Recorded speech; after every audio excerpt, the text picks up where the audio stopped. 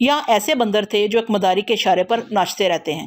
بندر تو کسی کے بھی اشارے پر ناچ سکتے ہیں بشرطے کہ وہ نچانا جانتا ہو۔ اب میں یہ معلوم کرنا چاہتا تھا کہ وہ کس طرح گونگے شیتل کو اپنے کنٹرول میں رکھتا ہے اور اس سے اپنا کام نکالتا ہے۔ یہ معلومات اس لیے ضروری تھیں کہ آئندہ شیتل سے مقابلہ کرنے سے پہلے بلیک گائٹ کے طریقہ کار کو سمجھنا لازمی تھا۔ اب تو یہ بات واضح ہو گئی تھی کہ کند ذہن شیتل تنہا میری کوٹھی میں نہیں آیا تھا، وہاں تک بلیک گائٹ نے اس کی رہنمائی کی تھی۔ اس حقیقت کے پیش نظر اگر میں بلیک گائٹ کے دماغ کو اپنے کنٹرول میں رکھوں تو وہ شیتل کو ہمارے مقابلے پر نہیں لا سکے گا۔ یہی باتیں سوچ کر میں زیادہ سے زیادہ اس سے خیال کا رابطہ قائم رکھنا چاہتا تھا۔ اس وقت وہ سوچ رہا تھا، میں نے جو پیغام نرس کو دیا ہے وہ اسے کل سے پہلے بھوانی شنکر تک نہیں پہنچا سکے گی، لہٰذا کل رات کو ہی کوشش کی جائے گی کہ اسے اسپتال سے نکال کر لے جائیں۔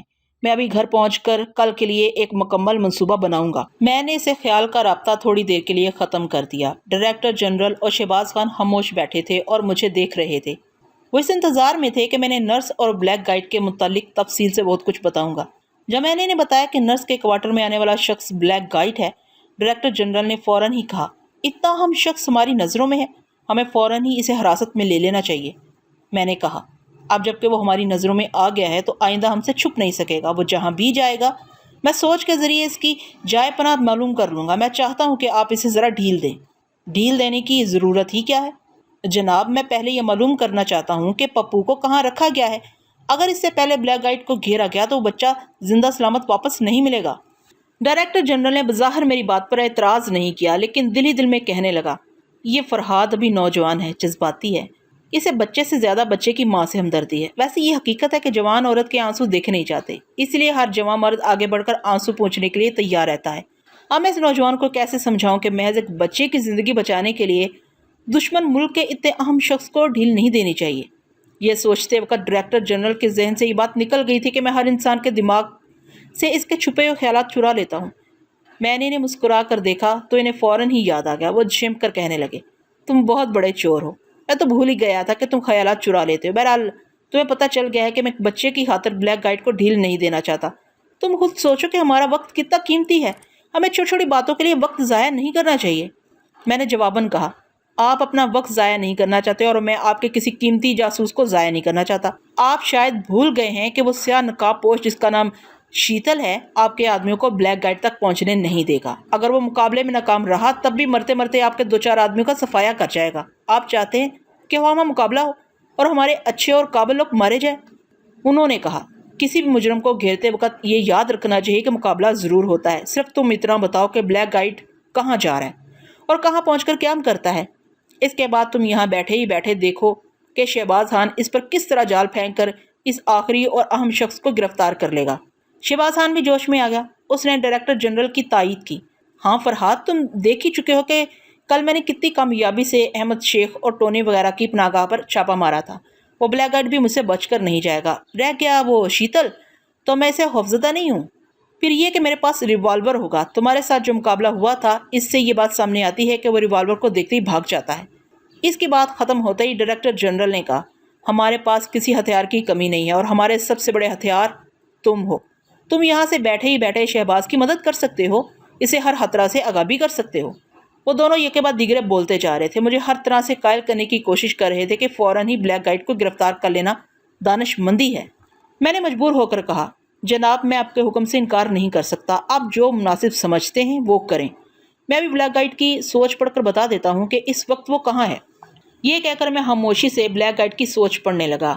وہ ابھی تک کار ڈرائیو کرتا ہوا شہر کے باہر جا رہا تھا۔ اس کا دماغ اسے گائیڈ کر رہا تھا کہ اسے کن راستوں پر چلنا چاہیے اور اسی دماغ سے میں اس کی منزل کا پتہ معلوم کر رہا تھا۔ تھوڑی دیر بعد میں نے ڈائریکٹر جنرل کو بتا دیا کہ بلیک گائٹ شہری آبادی کے آخری سرے پر ایک مکان میں داخل ہوا ہے اور وہی مکان اس کی رہائش گاہ ہے۔ یہ سنتے ہی ڈائریکٹر جنرل نے اپنی جگہ سے اٹھتے ہوئے کہا، میں شہباز خان کو چند مسلح جوانوں کے ساتھ ابھی وہاں روانہ کر رہا ہوں۔ اس دوران اگر کوئی اہم اطلاع ہو تو تم فوراً ہی شہباز سے دماغی رابطہ قائم کر لینا۔ اچھا، خدا حافظ۔ وہ پلٹ کر چلے گئے۔ شہباز خان نے بھی جاتے وقت مجھ سے مصافحہ کیا۔ میں نے کہا، تمہارے جانے کے بعد میں تنہا رہ جاؤں گا، کیا ہی اچھا ہوتا کہ تم اس نرس کو یہاں بھیج دیتے۔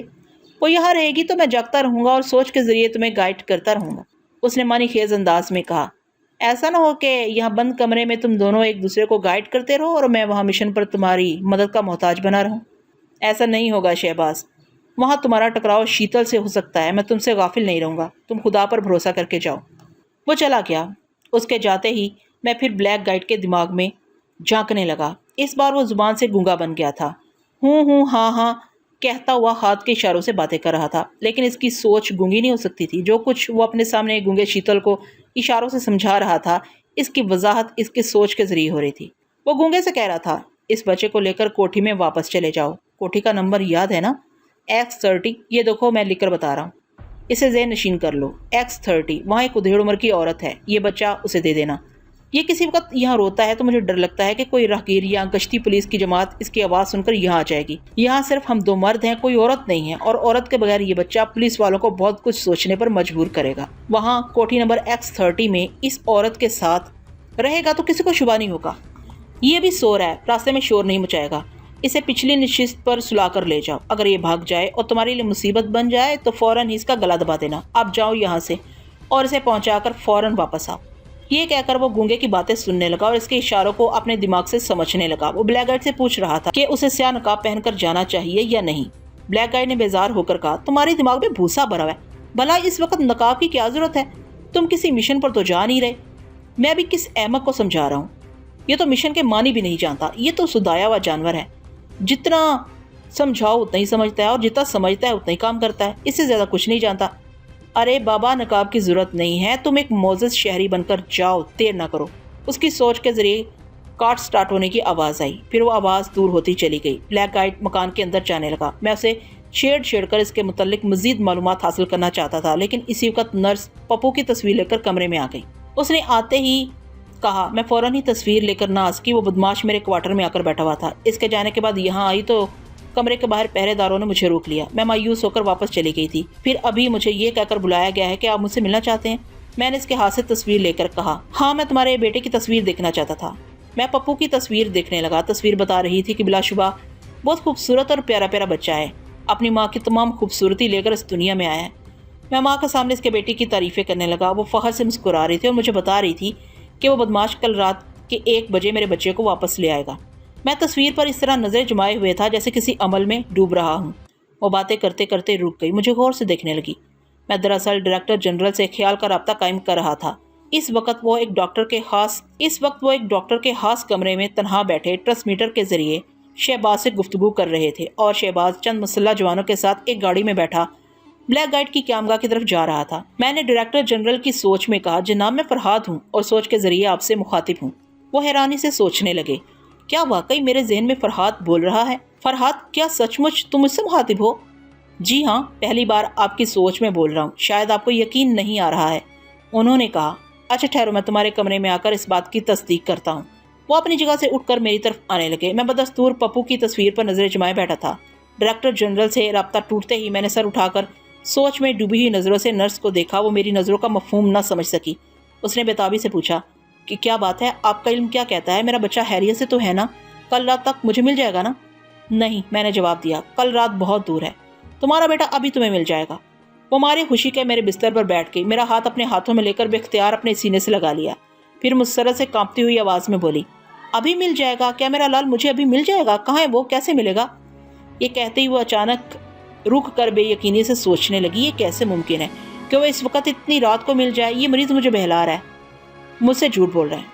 میں نے فوراً ہی اپنی سچائی کا یقین دلانا مناسب نہیں سمجھا۔ اسی وقت ڈائریکٹر جنرل میرے کمرے میں آ گئے۔ وہ تصدیق کرنا چاہتے تھے کہ میں نے سوچ کے ذریعے ان سے رابطہ قائم کیا تھا یا نہیں، لیکن وہ نرس کے سامنے ٹیلی پیتھی کے متعلق کوئی سوال نہیں کر سکتے تھے۔ میں نے مسکرا کر کہا، آپ جس بات کی تصدیق کرنے آئے ہیں وہ درست ہے، ابھی میں نے آپ سے رابطہ قائم کیا تھا۔ آپ شہباز کو بتا دیں کہ بلیک گائیڈ اس مکان میں بالکل تنہا ہے، شیتل کم سے کم 1 گھنٹے کے بعد وہاں پہنچے گا۔ اچھی بات ہے، میں ابھی اسے انفارم کرتا ہوں۔ میرا ایک کام ہے جناب، وہ یہ کہ آپ اپنے 2-4 مسلح جوانوں کو نرس کے ہمراہ کوٹھی نمبر X30 میں بھیج دیں۔ وہاں وہ لڑکا پپو ایک عورت کی نگرانی میں ہے۔ ان جوانوں سے کہہ دیں کہ پپو کو ان کے حوالے کر دیں اور اس عورت کو حراست میں لے لیں۔ میں نے انہیں اس کوٹھی کا مکمل پتہ بتا دیا۔ نرس حیرانی سے آنکھیں پھاڑے مجھے دیکھ رہی تھی۔ میں نے مسکرا کر کہا، میں نے تمہارے بیٹی کی تصویر دے کر اپنے علم سے معلوم کیا ہے کہ یہ تصویر میں مسکرانے والا بچہ کوٹھی نمبر X30 میں ہے، تم ان کے ساتھ جاؤ، تمہارا بیٹا ابھی تمہیں مل جائے گا۔ وہ مجھے احسان مندی سے دیکھتی ہوئی ڈائریکٹر جنرل کے پیچھے پیچھے چلی گئی۔ اس کے جاتے ہی کمرہ ویران ہو گیا اور میں تنہا رہ گیا۔ اکثر میرے ساتھ یہی ہوتا ہے، میں زندگی کے ہنگاموں سے گزرتے گزرتے اچانک ہی تنہا رہ جاتا ہوں۔ ایسے وقت سوچتا ہوں کہ اتنی بڑی دنیا میں کوئی میرا اپنا نہیں ہے، نہ ماں، نہ باپ، نہ بہن، نہ بھائی، جو بھی ہیں وہ دور دور کے رشتہ دار ہیں۔ کوئی ایسا نہیں ہے جسے گہرے رشتے کی بنا پر تنہائی میں یاد کروں۔ سامی سے دل کا رشتہ تھا، لیکن وہ اپنے جسم کی حفاظت اور سلامتی کے لیے دل کے رشتے کو ترجیح نہیں دیتی تھی۔ اسے اپنا شاہکار جسم اتنا عزیز تھا کہ وہ جان بوجھ کر مجھ سے دور سرحد پار چلی گئی تھی، لہٰذا میں مکمل یقین سے نہیں کہہ سکتا تھا کہ وہ زندگی کی آخری سانس تک میرا ساتھ دے سکے گی یا نہیں۔ میں اب بھی سے محبت کرتا تھا، لیکن اس پر فخر نہیں کرتا تھا۔ اپنا فرض سمجھ کر اس کی خیریت معلوم کرتا رہتا تھا اور اس کے کام آتا تھا۔ میں نے اس وقت بھی چپکے سے اس کے ذہن میں جھانک کر دیکھا۔ وہ سو رہی تھی اور ایک سندر سپنا دیکھ رہی تھی۔ میں اس کے سپنے کا شہزادہ تھا، یعنی سپنے میں بھی کسی ایرے گہرے کی گنجائش نہیں تھی۔ وہاں بھی اس کی بند آنکھوں کے پیچھے میں نظر آ رہا تھا۔ میں نے اس کے خواب میں مداخلت نہیں کی، اس کے ذہن پر دستک نہیں دی، اسے چپ چاپ سوتا چھوڑ کر خواب کی دنیا سے ہسپتال کے ماحول میں واپس آ گیا۔ اگر میں اسے نیند سے بیدار کرتا اور پیار و محبت کی دلچسپیاں مجھے بہا کر لے جاتی تو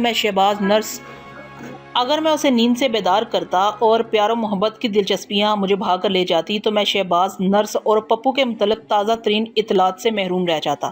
لہٰذا میں نے سب سے پہلے شہباز کی طرف توجہ دی۔ وہ بلیک گائیڈ کے مکان کا محاصرہ کر چکا تھا اور اسے للکار کر باہر آنے کے لیے کہہ رہا تھا، لیکن وہ باہر نہیں آ رہا تھا اور نہ ہی اس کی کسی بات کا جواب دے رہا تھا۔ شہباز سوچنے لگا کہ کہیں میں نے کسی غلط مکان کا محاصرہ تو نہیں کیا ہے۔ اندر سے کسی کی آواز نہیں آ رہی ہے، معلوم ہوتا ہے کہ یہ مکان بالکل خالی ہے۔ شہباز کی سوچ پڑھ کر مجھے شبہ ہوا کہ کہیں وہ کوئی اور مکان نہ ہو۔ اس خیال سے میں بلیک گائیڈ کے خیالات پڑھنے لگا۔ وہ حیرانی سے سوچ رہا تھا، پتہ نہیں یہ پولیس والے میرے پیچھے کیسے پڑ گئے، وہ کیا جانتے ہیں کہ میں کون ہوں، جبکہ میرے اپنے آدمی مجھے نہیں پہچانتے۔ میں حیران ہوں کہ اس ملک کی پولیس اتنی برق رفتار کیسے ہو گئی ہے۔ ان لوگوں نے 4 دن پہلے بھوانی شنکر کو گرفتار کیا، پچھلے دن احمد شیخ اور ٹونی وغیرہ تک پہنچ گئے اور اب یہ میرے مکان کا بھی محاصرہ کر رہے ہیں۔ اچھی بات ہے، یہ لوگ مجھے باہر سے للکارتے رہے، میں اس مکان کو ٹائم بم سے اڑا دوں گا۔ یہ لوگ مجھے بھوانی شنکر اور ٹونی سمجھ کر بڑی آسانی سے گرفتار کرنے آ گئے۔ ابھی انہیں پتہ چل جائے گا کہ مجھ سے ٹکراؤ کتنا خطرناک ہے۔ یہ اتنی قوت کام ہے کہ مکان کی دیواریں دھجیوں کی طرح اڑا کر محاصرہ کرنے والوں کو اپنے ملبے میں دفن کر دیں گی۔ یہ سوچ کر وہ بم کی بلاسٹنگ کے لیے 10 منٹ کا وقت مقرر کرنے لگا۔ میں حیرانی سے سوچ رہا تھا کہ کیا اس مکان کے ساتھ وہ خود بھی ہمیشہ کے لیے ختم ہو جائے گا، کیونکہ وہ مکان سے باہر نکلنے کے متعلق نہیں سوچ رہا تھا۔ حالانکہ اسے سب سے پہلے اپنی حفاظت کے لیے سوچنا چاہیے تھا، لیکن اس کے اطمینان سے یہ ظاہر ہو رہا تھا کہ خطرات کے وقت وہ گھبرانے اور حوصلہ ہارنے کی بجائے پرسکون رہنے کا عادی تھا۔ میں نے فوراً ہی شہباز کے دماغ پر دستک دی۔ شہباز، محاصرہ تنگ نہ کرو، اپنے آدمیوں کے ساتھ مکان سے دور ہو جاؤ، ابھی وہ مکان بارود کے دھماکے سے برباد ہو جائے گا۔ میں فرحاد بول رہا ہوں، تم فوراً میری ہدایت پر عمل کرو۔ شہباز اپنا سر تھام کر سوچنے لگا کہ کیا واقعی فرحاد مجھ سے سوچ کے ذریعے رابطہ قائم کر رہا ہے۔ اسے یقین نہیں آ رہا تھا، اسے یقین دلانے میں کافی وقت صرف ہو جاتا۔ بلیک گائیڈ نے صرف 10 منٹ کا وقت ٹائم بم میں سیٹ کیا تھا اور اب تک 4 منٹ گزر گئے تھے۔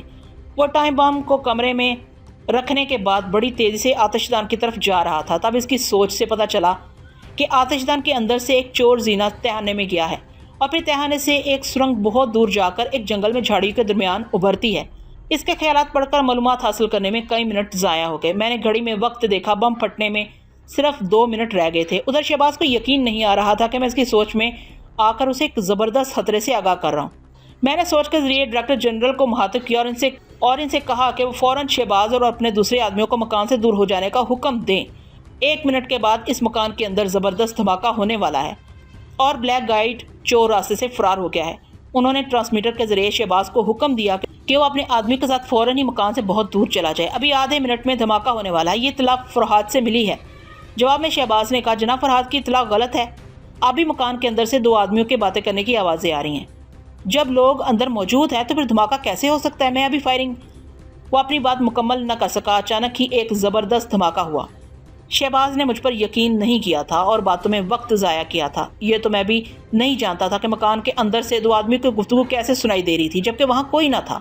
بس میں یہی سمجھا کہ بلیک گائیڈ نے فرار ہونے سے پہلے ٹیپ ریکارڈر آن کر دیا تھا۔ اس ٹیپ میں 2 آدمیوں کی گفتگو ریکارڈ کی ہوئی تھی اور اس گفتگو سے شہباز دھوکہ کھا گیا تھا۔ میں نے شہباز سے دماغی رابطہ قائم کرنا چاہا لیکن اس کی سوچوں کو اپنی گرفت میں نہ لے سکا کیونکہ اس کا ذہن تاریکیوں میں ڈوب گیا تھا۔ کیا وہ مر گیا ہے؟ اس خیال سے ہی میرے دل کو صدمہ پہنچا۔ وہ میرا ایک اچھا دوست تھا۔ میں نے خود کو تسلی دی کہ شاید وہ بے ہوش ہو گیا ہے۔ میں نے اسی وقت ڈائریکٹر جنرل کو اطلاع دی کہ دھماکہ ہو چکا ہے۔ شہباز سے دماغی رابطہ قائم نہیں ہو رہا ہے، اس کی وجہ یہ ہو سکتی ہے کہ وہ بے ہوش ہو گیا ہے۔ ڈائریکٹر جنرل شبیر حسین فوراً ہی ایک امدادی پارٹی روانہ کرنے کے انتظامات میں مصروف ہو گئے۔ ادھر سے ذرا فرصت پا کر میں نے نرس کے دماغ میں جھانک کر دیکھا۔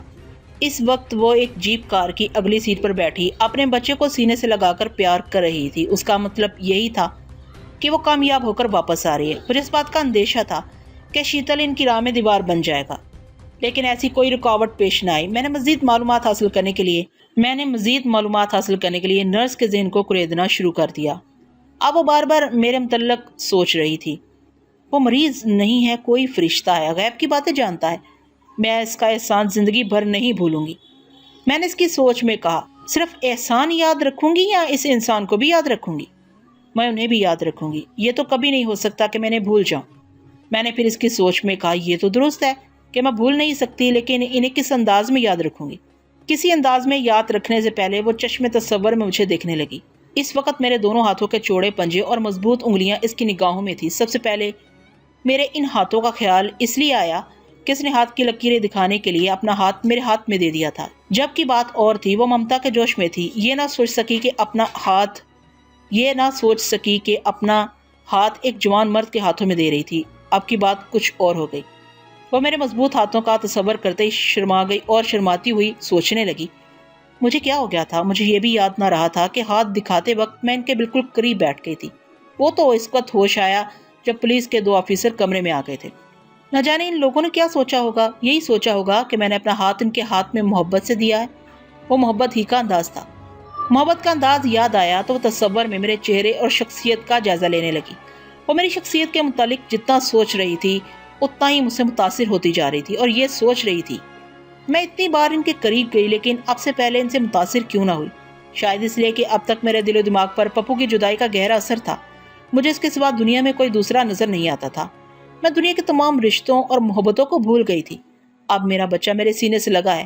اب خیال آ رہا ہے کہ یہاں زندہ رہنے کے لیے بہت سے رشتوں اور جذبوں کا احترام کرنا پڑتا ہے، اور کچھ جذبات ایسے ہوتے ہیں جن سے پیچھا نہیں چھڑایا جا سکتا۔ دل بار بار کہتا ہے کوئی تو ہو جو مجھے اپنے مضبوط بازوؤں میں چھپا لے، اور ان کے تو بازو بھی مضبوط ہیں اور ان کی ذہنی صلاحیتیں بھی حیرت انگیز ہیں۔ ان سے ملاقات نہ ہوتی تو میرا بچہ اتنی آسانی سے نہ ملتا۔ جی چاہتا ہے کہ ان کے قدموں پر سر رکھ کر ان کے اس عظیم احسان کا اعتراف کروں۔ میں نے اس کی سوچ میں کہا، کیا میں قدموں میں سر رکھنے کی بجائے ان کے گلے لگ کر شکریہ ادا نہیں کر سکتی؟ ہاں، وہ چونک کر سوچنے لگی، یہ میں کیسی باتیں سوچ رہی ہوں؟ کسی نے میرے خیال کو سمجھ لیا تو بے شرم کہلاؤں گی، مگر خیالوں میں کون جھانکنے آتا ہے؟ نہ جانے میں کتنی دیر سے ان کے متعلق سوچ رہی ہوں۔ میں زبان سے کچھ نہ کہوں یہ اور بات ہے، مگر دل ہی دل میں یہ تسلیم کرنا پڑتا ہے کہ میں بے اختیار ان کی طرف کھنچتی جا رہی ہوں، اور میں کئی بار کوشش کر چکی ہوں کہ ان کے متعلق زیادہ نہ سوچوں، مگر تعجب ہے کہ سوچتی ہی چلی جا رہی ہوں۔ کیا اسے دلی لگاؤ نہیں کہتے ہیں؟ وہ جیپ کار میں بیٹھی ہوئی تھی اور اب اسپتال کے کمپاؤنڈ تک پہنچ گئی تھی۔ اس نے سوچا، پپو سو گیا ہے، میں اسے کوارٹر میں سلا کر 10 نمبر کے کمرے میں جاؤں گی، لیکن نہیں، میں اپنے بیٹے کو تنہا نہیں چھوڑوں گی۔ ایسا نہ ہو کہ وہ بدماش پھر اسے اٹھا کر لے جائے۔ ٹھیک ہے، اب میں ان کے پاس پپو کو لے کر جاؤں گی، وہی بتائیں گے کہ اس ننھی سی جان کو دشمنوں سے کس طرح محفوظ رکھا جا سکتا ہے۔ یہ سوچ کر وہ پولیس کے مسلح جوانوں کے ساتھ ہسپتال کی عمارت میں داخل ہو گئی۔ تھوڑی دیر بعد ایک آفیسر ڈائریکٹر جنرل کو رپورٹ دے رہا تھا، اور میں ڈائریکٹر جنرل کی سوچ کے ذریعے اس رپورٹ کو سن رہا تھا۔ رپورٹ یہ تھی کہ جس کوٹھی سے پپو کو حاصل کیا گیا تھا وہاں ایک ادھیڑ عمر کی عورت کے سوا کوئی نہ تھا۔ اس عورت کو حراست میں لے لیا گیا تھا اور اس کوٹھی میں ایک سپاہی کو پہرے دار کے طور پر رکھ دیا گیا تھا۔ میرا خیال تھا کہ اس کوٹھی میں شیتل انٹیلیجنس والوں سے ٹکرائے گا، لیکن ان کی رپورٹ سن کر اب یہی سوچا جا سکتا تھا کہ انٹیلیجنس والوں کے لیے وہاں پہنچنے سے پہلے ہی شیتل واپس چلا گیا تھا۔ وہ یقیناً اس مکان کی طرف گیا ہوگا جو اب کھنڈر بن چکا تھا۔ مشکل یہ تھی کہ میں اس گونگے شیتل کی سوچ کو نہیں پکڑ سکتا تھا، کیونکہ میں اس کے چہرے سے واقف نہیں تھا، اس کی آنکھوں کے ذریعے بھی اس کی سوچ تک نہیں پہنچ سکتا تھا۔ اس وقت شیتل جہاں بھی تھا نقاب میں نہیں تھا۔ کاش کہ مجھ سے سامنا ہو جاتا اور میں اس کا چہرہ ایک بار دیکھ لیتا۔